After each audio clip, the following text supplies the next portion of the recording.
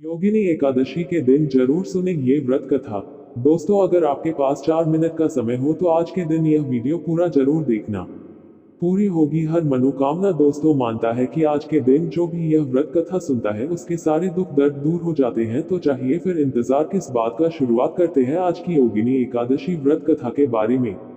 दोस्तों, वीडियो शुरू करने से पहले अगर आप भगवान विष्णु के सच्चे भक्त हैं तो चैनल को सब्सक्राइब के साथ वीडियो को लाइक करें, साथ ही बेल आइकन पर प्रेस करें ताकि आपको वास्तु से जुड़ी नई नई अपडेट मिलती रहे। और हाँ, कमेंट में एक बार जय श्री हरि विष्णु जरूर लिखना। तो चलिए वीडियो को शुरू करते हैं। आषाढ़ माह के कृष्ण पक्ष की एकादशी तिथि को योगिनी एकादशी कहते हैं और यह व्रत रखने से जातक को सभी पापों से मुक्ति मिलती है। हिंदू धर्म में प्रत्येक माह 2 एकादशी व्रत आते हैं, एक कृष्ण पक्ष में और दूसरा शुक्ल पक्ष में। इस तरह साल में कुल 24 एकादशी व्रत पड़ते हैं और सभी का अपना एक खास महत्व होता है। अभी आषाढ़ का महीना चल रही है और 2 जुलाई 2024 को योगिनी एकादशी का व्रत रखा जाएगा। इस व्रत को रखने वाले जातकों के जीवन से सभी कष्ट मिट जाते हैं और भगवान विष्णु का आशीर्वाद प्राप्त होता है।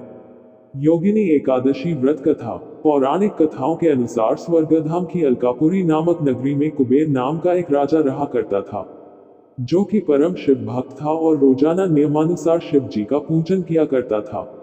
पूजा के लिए उसके यहाँ हेम नामक एक माली फूल देने आता था। हेम की पत्नी विशालाक्षी बहुत ही सुंदर थी।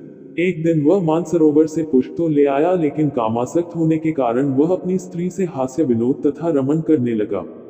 इधर राजा उसकी दोपहर तक राह देखता रहा।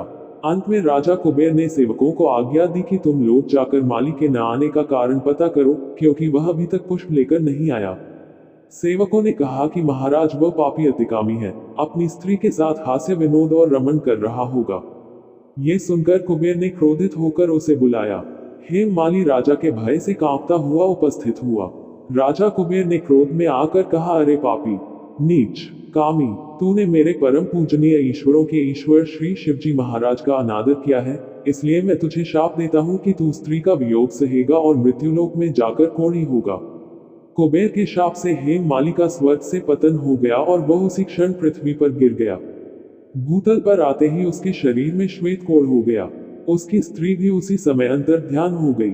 मृत्युलोक में आकर माली ने महान दुख, खब भयानक जंगल में जाकर बिना अन्न और जल के भटकता रहा। घूमते घूमते एक दिन वह मार्कंडेय ऋषि के आश्रम में पहुंच गया, जो ब्रह्मा से भी अधिक वृद्ध थे और जिनका आश्रम ब्रह्मा की सभा के समान लगता था। हेम माली वहां जाकर उनके पैरों में पड़ गया। उसे देखकर मार्कंडेय ऋषि बोले, तुमने ऐसा कौन सा पाप किया है जिसके प्रभाव से यह हालत हो गई। हेम माली ने सारा वृतांत कह सुनाया। ये सुनकर ऋषि बोले, निश्चित ही तूने मेरे सम्मुख सत्य वचन कहे हैं, इसलिए तेरे उद्धार के लिए मैं एक व्रत बताता हूँ। यदि तू आषाढ़ मास के कृष्ण पक्ष की योगिनी नामक एकादशी का विधिपूर्वक व्रत करेगा तो तेरे सब पाप नष्ट हो जाएंगे। ये सुनकर हेम माली ने अत्यंत प्रसन्न होकर मुनि को साष्टांग प्रणाम किया। मुनि ने उसे स्नेह के साथ उठाया। हेम माली ने मुनि के कथनानुसार विधिपूर्वक योगिनी एकादशी का व्रत किया। इस व्रत के प्रभाव से अपने पुराने स्वरूप में आकर वह अपनी स्त्री के साथ सुखपूर्वक रहने लगा।